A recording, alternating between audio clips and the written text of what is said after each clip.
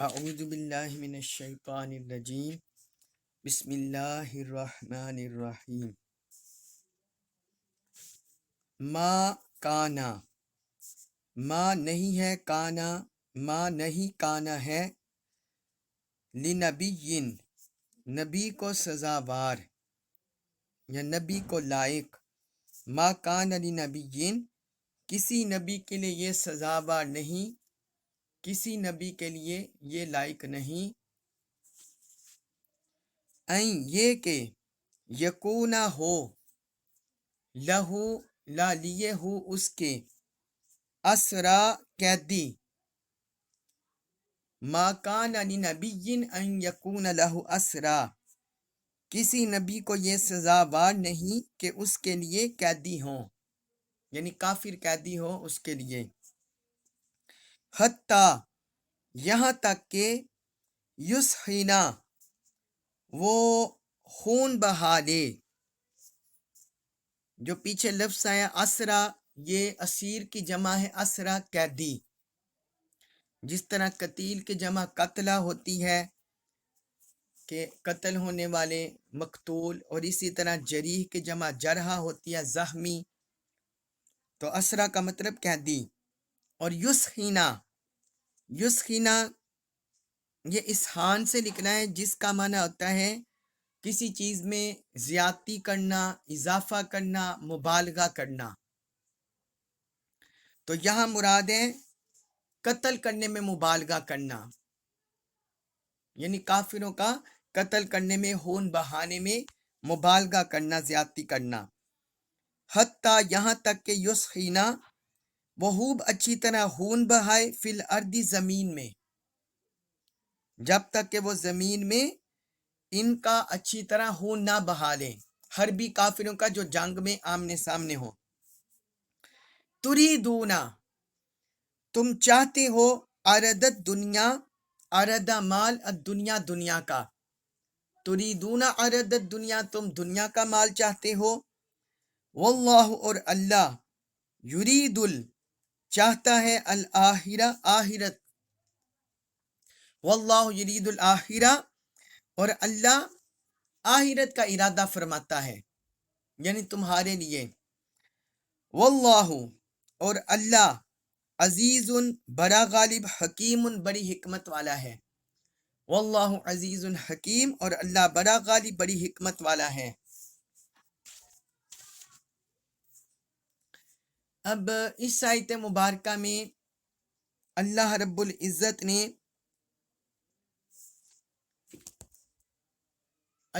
العزت نے ایک سخت حکم اور سخت پیغام نازل کیا ہے اس آیت مبارکہ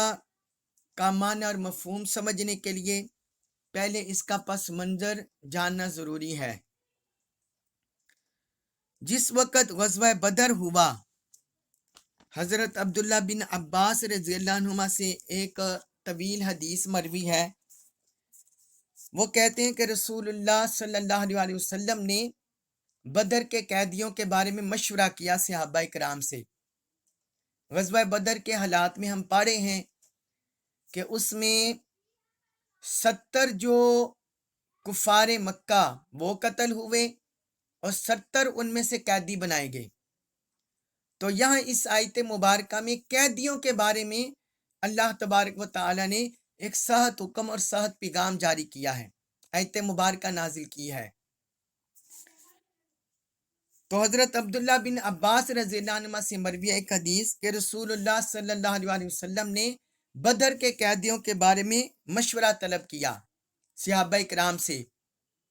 کیونکہ حضور کا معمول مبارک یہی تھا جب بھی کوئی اہم مسئلہ ہوتا تو آپ صلی اللہ علیہ وسلم مشورہ میں شامل کرتے صحابہ کرام کو یہ ان کی تربیت ہو رہی تھی تو حضرت ابو بکر صدیق رضی اللہ عنہ نے کہا یا رسول اللہ آپ اپنی قوم کا خیال فرمائیں ان سے فدیہ لے لیں یعنی انہوں نے کہا کہ چاہے یہ کافر ہیں لیکن ہے تو آپ کی قوم عرب قوم ہے ان میں قریشی بھی ہیں اور آپ بھی زندگی کا ایک حصہ ان میں گزارا ہے لہٰذا انہوں نے عرض کیا یا رسول اللہ آپ ان سے فدیہ لے لیں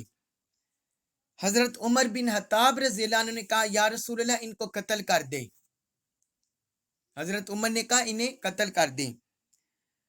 تو رسول اللہ صلی اللہ علیہ وسلم نے فرمایا اگر تم دونوں کسی ایک بات پر متفق ہو جاتے تو میں تم سے اختلاف نہ کرتا. اور آپ صلی اللہ علیہ وسلم نے حضرت ابو بکر صدیق رضی اللہ عنہ کے قول پر ان کے مشورے پر عمل کر لیا اور جو ان سے فدیہ لے لیا، فدیہ لے کر بعض کفار کو چھوڑ دیا. تو حضرت عبداللہ بن عباس کہتے ہیں اس موقع پر یہ آیت مبارکہ اتری تھی. یہ امام طبرانی نے المعجم الکبیر میں اس حدیث کو روایت کیا ہے، حدیث نمبر 12244، اور مستدرک حاکم میں بھی ہے، حدیث وہ جلد 2 صفحہ 329. اسی طرح صحیح مسلم میں بھی حدیث ہے، حضرت عمر رضی اللہ عنہ سے مروی ہے. وہ انہوں نے یہی بیان کیا کہ رسول اللہ صلی اللہ علیہ وسلم نے صحابہ کرام سے مشورہ کیا، حضرت ابو بکر صدیق حضرت عمر فاروق سے. تو حضرت ابو بکر صدیق نے عرض کیا یا رسول اللہ یہ آپ کے امزاد ہیں، یعنی آپ کی چچا زاد قوم ہے اور آپ کے قبیلے کے لوگ ہیں، میری رائے یہ ہے کہ آپ ان سے فدیہ لے لیں، اس سے ہمیں کفار کے لا قوت حاصل ہوگی اور امید ہے کہ ان کو اللہ اسلام کی ہدایت دے دے گا. یہ حضرت ابو بکر صدیق رضی اللہ عنہ نے حضور کی بارگاہ میں عرض کیا کہ اللہ تعالیٰ ان کی آنے والی نسلوں کو ہدایت دے دے گا اور ہمیں اسلام کے خلاف قوت، ایک مالی قوت حاصل ہو جائے گی، اس لیے آپ ان سے فدیہ لے لیں. اور حضرت عمر نے عرض کیا اللہ کی قسم یا رسول اللہ میری وہ رائے نہیں ہے جو ابو بکر کی رائے ہے، میری رائے یہ ہے کہ ہم ان پر قدرت پا کر ان کی گردن کو اڑا دیں، ان کی گردنیں اڑا دیں. حضرت عمر رضی اللہ عنہ نے یہ مشورہ دیا. وہ کہتے ہیں کہ علی جو ہیں وہ اپنے بھائی عقیل کی گردن اڑا دیں اور میں فلاں کی گردن اڑا دوں جو کفار کے ائمہ ہیں، ان کے سردار ہیں. تو رسول اللہ صلی اللہ علیہ وسلم نے حضرت ابو بکر صدیق کی رائے کی طرف ملان فرمایا اور وہ کہتے ہیں میری رائے کی طرف ملان نہیں کیا. یہ صحیح مسلم میں حدیث ہے، حدیث نمبر 4507 4507. تو یہ وہ پس منظر تھا جس میں یہ آیت مبارکہ اس پس منظر میں اتری، اور اس میں اللہ رب العزت نے فرمایا ما کان لنبی ان یکون لہ اسرا، کسی نبی کے لیے یہ روا نہیں ہے، کسی نبی کو سزاوار نہیں ہے، کسی نبی کے یہ لائق نہیں ہے کہ اس کے لیے قیدی ہوں، یعنی زندہ قیدی اس کے ہاتھ میں آئیں. حتی یسخن فی الارض، جب تک کہ وہ زمین میں ان کا اچھی طرح خون نہ بہا لے، اچھی طرح خون نہ بہا لیں. اس موقع پر اللہ رب العزت نے یہ آیت مبارکہ نازل کی. اب سوال یہ ہے کہ یہ آیت مبارکہ میں جو اللہ تعالی نے فرمایا ہے وہ تو حضور صلی اللہ علیہ وسلم تو اس پر عمل پیرا ہو گئے تھے اور صحابہ کرام بھی عمل پیرا ہو گئے تھے، کیونکہ بدر کے موقع پر بڑے بڑے قریش، بڑے بڑے کفار مکہ کے سردار مارے گئے تھے، عتبہ، شیبہ، ابو جہل، ابو البختری، زمعہ بن الاسود، آس بن ہشام، امیہ بن حلف، یہ بڑے بڑے ان کے سرداران تھے، وہ تو سارے غزوہ بدر میں مارے گئے تھے.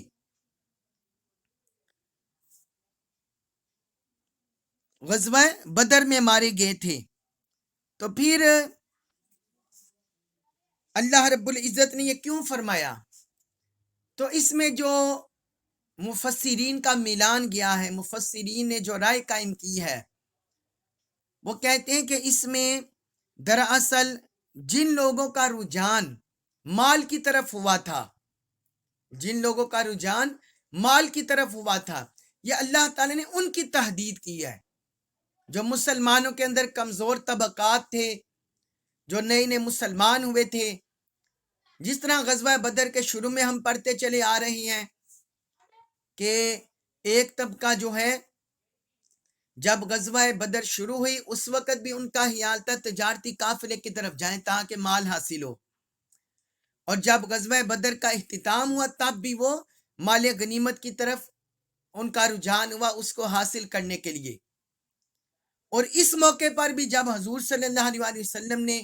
مشورہ لیا، رائے لی، تو اس میں بھی وہ طبقہ پیش تھا، ایسا طبقہ آگے تھا اور وہ پیش تھا۔ اس میں نہ حضور صلی اللہ علیہ وسلم کی طرف کوئی الزام جاتا ہے کہ آپ کا ملان معاذ اللہ کوئی مال کی طرف ہو گیا، یا حضرت ابوبکر صدیق کی طرف بھی نہیں جاتا کہ ان کا ملان ان کی طرف مال کی طرف ہو گیا، کیونکہ ہم یہ دونوں حدیثیں جو میں نے آپ کو سنائی کہ انہوں نے حضرت ابوبکر صدیق نے یہی عرض کیا کہ جب ہم فدیہ لے کر انہیں آزاد کر دیں گے تو اس پر کافروں پر ہمیں ایک مالی قوت حاصل ہو جائے گی، ہم مالی طور پر معاشی طور پر مضبوط ہو جائیں گے اور اسلام کے قدم مضبوط ہو جائیں گے۔ اور پھر انہوں نے یہ بھی کہا کہ ہو سکتا ہے کہ اللہ تعالیٰ انہیں آگے ہدایت دے دے ان کی نسلوں کو،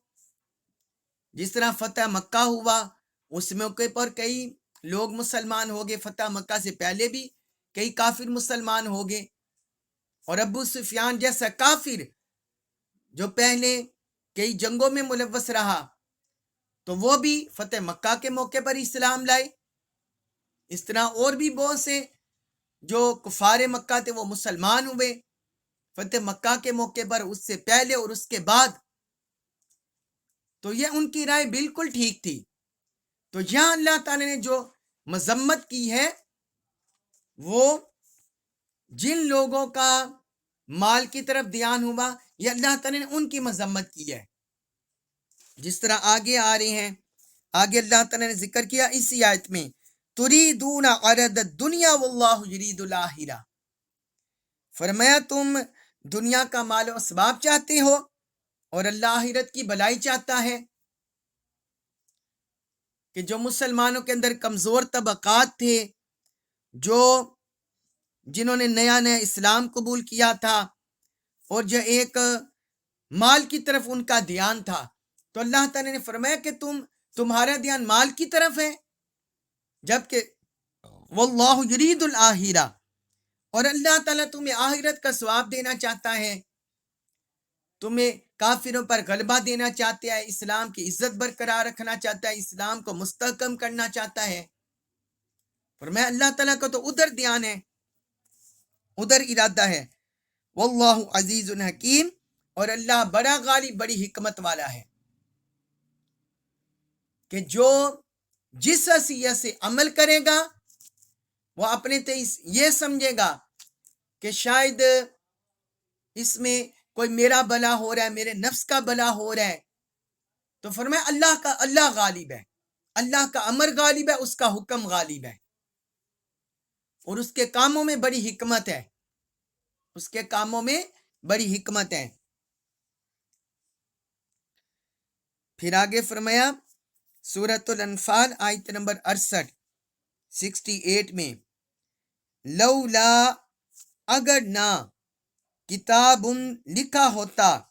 من اللہ کی طرف سے، سبق پہلے سے، لولا کتاب من اللہ سبق، اگر اللہ کی طرف سے پہلے ہی لکھا ہوا نہ ہوتا، لمسکم، تو یقیناً تمہیں پہنچتا، لمسا تو یقیناً پہنچتا، کم تمہیں، فیما اس بارے میں، احستم جو تم نے حاصل کیا، عذاب عظیم بڑا، لمسکم فیما احستم عذاب عظیم، تو یقیناً تم کو اس مال فدیہ کے بارے میں جو تم نے بدر کے قیدیوں سے حاصل کیا تھا بڑا عذاب پہنچتا، بڑا عذاب پہنچتا۔ اب اس آیت مبارکہ میں اس میں بھی اللہ تعالی نے تحدید کی ہے، تنبیہ کی ہے، خبردار کیا ہے۔ فرمایا یہ جو تمہارا دھیان مال کی طرف ہو گیا اور تمہارا دھیان ادھر چلا گیا، چاہے تم نے اس میں اسلام کی عزت اور اسلام کا وقار اور تہدید کفار اس کا لحاظ کیا، اور یہ تم نے اپنے پاس سے اجتہاد کیا۔ یہ صحابہ کرام کا اجتہاد تھا نا، چاہے وہ کمزور طبقات تھے یا نئے نئے مسلمان ہوئے تھے، جو ان کا اجتہاد تھا۔ تو فرمایا اگر لولا کتاب من اللہ، اگر اللہ کی طرف سے پہلے لکھا ہوا نہ ہوتا، جو پہلے سے لکھا جا چکا، یہاں مراد ہے معافی نامہ، کیونکہ بعض مفسرین نے فرمایا ہے کہ احادیث مبارکہ سے ہمیں پتہ چلتا ہے کہ اللہ تعالی نے بدر میں شریک ہونے والوں کے بارے میں فرمایا کہ آج کے دن کے بعد تم سے کوئی معاوضہ نہیں ہوگا۔ یہ بدر میں جو صحابہ شریک ہوئے، اللہ تعالی نے انہیں مغفرت سنا دی، انہیں مجدہ سنا دیا۔ ایک اس کا یہ معنی ہے، اور دوسرا اس کا یہ معنی ہے کہ اجتہاد پر عمل کرنے سے، کہ چونکہ تم نے اجتہاد کیا ہے اور اجتہاد پر جو عمل کرتا ہے اس کا معاوضہ نہیں ہوتا۔ حدیث مبارک میں ہے کہ جو بندہ اجتہاد کرتا ہے کسی معاملے میں، اگر اس کا اجتہاد درست ہو جائے تو اس کے لیے دو اجر ہیں، اور اگر اس کا اجتہاد درست نہ ہو، خطا پر ہو، تو پھر اس کے لیے ایک اجر ہے۔ تو بعض مفسرین نے بیان کیا کہ یہاں اجتہاد کی طرف اشارہ ہے کہ اگر اللہ کی طرف سے تمہارے لیے اجتہاد پر معافی نامہ نہ لکھا ہوتا۔ یہ دوسرا اس کا یہ معنی ہے، اور ایک اور تیسرا معنی بھی یہاں مفسرین نے کیا ہے، جس کا جو دلیل ہے تائید، وہ اگلی آیت مبارکہ سے ہوتی ہے۔ وہ انہوں نے کہا کہ یہاں مراد ہے مال غنیمت کو حاصل کرنا، مال غنیمت کو لے لینا، مال غنیمت کو لے لینا۔ یہاں فدیہ کی بجائے مال غنیمت کی طرف اشارہ ہے، کیونکہ یہ پہلے مال غنیمت ممنوع تھا، پچھلی قوموں پر حرام تھا۔ تو یہاں اللہ تعالی نے فرمایا لولا کتاب من اللہ سبق لمسکم فیما اخذتم عذاب عظیم، کہ اگر اللہ کی طرف سے پہلے لکھا ہوا نہ ہوتا تو جو کچھ تم نے لیا تھا اس کے بدلے میں تمہیں بڑا عذاب پکڑ لیتا، یعنی مال غنیمت کا حلال ہونا، مال غنیمت کا حلال ہونا۔ اس پر ایک حدیث مبارک ہے، وہ بھی آپ کو لکھوا دوں۔ حضرت ابو ہریرہ رضی اللہ عنہ بیان کرتے ہیں کہ حضور نبی اکرم صلی اللہ علیہ وسلم نے فرمایا تم سے پہلے بنو آدم میں سے کسی کے لیے بھی مال غنیمت حلال نہیں کیا گیا،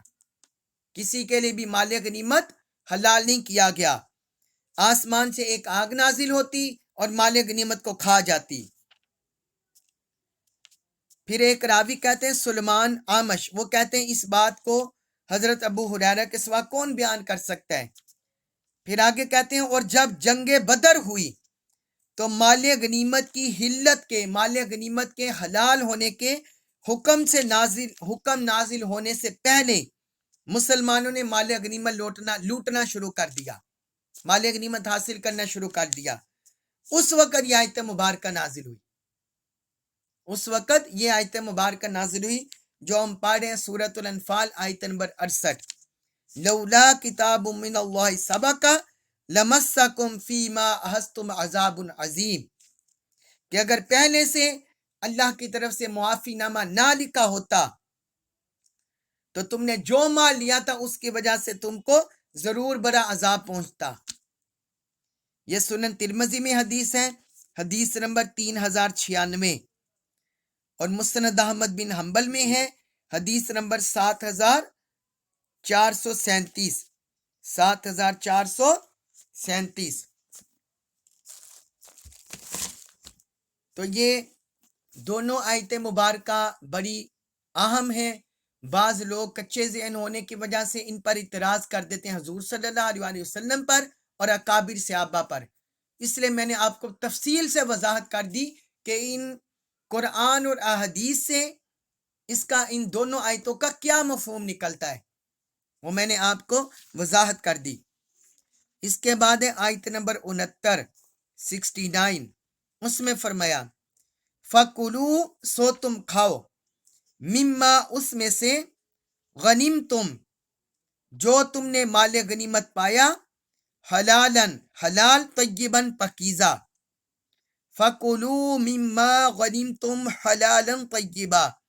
سو تم اس میں سے کھاؤ جو حلال پاکیزہ مال غنیمت تم نے پایا، واتقوا اللہ، واتقوا اللہ، اور تم ڈرتے رہو اللہ سے، ان اللہ، بے شک اللہ، غفور الرحیم، غفور بڑا بخشنے والا، رحیم نہایت مہربان ہے۔ اب یہ دیکھیے اس آیت مبارکہ میں مسلمانوں کے لیے مال غنیمت کے حلال پاکیزہ ہونے کا حکم آ گیا، حلال اور پاکیزہ ہونے کا اس آیت مبارکہ میں ساتھ ہی اللہ تعالی نے ذکر کر دیا، اور یہ لفظ شروع ہو رہے فا سے، فا کلمہ سے۔ جو فا کلمہ ہوتا ہے یہ عربی زبان میں، عربی گرامر میں، اصول فقہ کی روح سے یہ جو پہلا حکم ہوتا ہے اس کے بعد من و ان، اس کے بعد یہ حکم آتا ہے، یعنی جو پہلا عمل ہو رہا ہوتا ہے اس کے بعد جو دوسرا عمل کرنا ہوتا ہے، یا پہلا حکم ہو رہا ہوتا ہے اس کے بعد جو دوسرا حکم عمل کرنا ہوتا ہے، یہ معن بعد آتا ہے فا کلمہ کے ساتھ۔ تو پچھلی آیت میں وعید اللہ تعالی نے سنا دی بغیر اجازت کے، بغیر حلت کے مال غنیمت کو حاصل کرنا، لیکن چونکہ امت مسلمہ کے لیے یہ لکھا جا چکا تھا اس کی حلت کا، اس لیے فرمایا کہ وہ تمہیں معاف کر دیا گیا۔ اب یہاں ساتھ ہی اللہ تعالی نے مال غنیمت کے حلال اور پاکیزہ ہونے کا حکم صراحتاً دے دیا، وضاحت سے فرمایا سو تم اس میں سے کھاؤ، فَكُلُوا مِمَّا غَنِمْتُمْ، جو تم نے مال غنیمت میں پایا، حلال طیبہ، وہ حلال بھی ہے پاکیزہ بھی ہے، یعنی جو پچھلی امتوں پر پابندیاں تھی مال غنیمت کے حرام ہونے پر، رب نے اس پابندی کو اٹھا لیا، اللہ تعالی نے اس پابندی کو اٹھا لیا اہل ایمان سے اس پابندی کو اٹھا لیا، اور فرمایا واتقوا اللہ، تم اللہ سے ڈرتے رہو، یعنی اللہ کا تقوی اختیار کرو، اور کسی بھی معاملے میں اللہ اور اللہ کے رسول سے آگے نہ بڑھو، ان کی ہدایت کا انتظار کرو، اللہ اور اللہ کے رسول کے حکم کا انتظار کرو، جہاں تمہیں نہیں پتا ہوتا وہاں رک جاؤ، اس لیے فرمایا واتقوا اللہ، اللہ سے ڈر جاؤ، ان اللہ غفور الرحیم، ساتھ ہی فرما دیا بے شک اللہ بڑا بخشنے والا نہایت مہربان ہے، کہ اگر کسی سے کوئی بھول چوک میں یا خطاً کوئی غلطی کر بیٹھتا ہے، ارتکاب کر بیٹھتا ہے، اور وہ سچے دل سے رب کو مانتا ہے، اللہ اور اللہ کے رسول کو مانتا ہے، فرما بردار ہوتا ہے، تو فرمایا ان اللہ غفور الرحیم، بے شک اللہ بڑا بخشنے والا نہایت مہربان ہے، اس کی طرف سے مغفرت بھی مل جاتی ہے اور رحمت بھی مل جاتی ہے، بشرطے کہ بندہ سچے دل سے ماننے والا ہو۔ اب پیچھے چونکہ پچھلی آیت میں فدیہ کا ذکر آ گیا، لہٰذا میں آپ کو وہ بھی بتا دوں کہ فدیہ جو حضور صلی اللہ علیہ وسلم نے غزوہ بدر کے قیدیوں کا مقرر کیا تھا، وہ 40 اوقیہ سونا، 40 اوقیہ سونا فی کس، یہ آپ نے مقرر کیا تھا کہ 40 اوقیہ سونا دے فی قیدی اور وہ آزاد ہو جائے گا، اور یہ بنتا تھا 1600 درہم، درہموں میں یہ 1600 درہم بنتا تھا، 40 اوقیہ سونا۔ اللہ تبارک و تعالی سے دعا ہے اللہ تعالی ہمیں اپنے احکام کی معرفت نصیب فرمائے، قرآن مجید کا کامل فہم نصیب فرمائے، اور ہمیں اس پر عمل پیرا ہونے کی توفیق عطا فرمائے۔ وما علیہ الا البلاغ المبین۔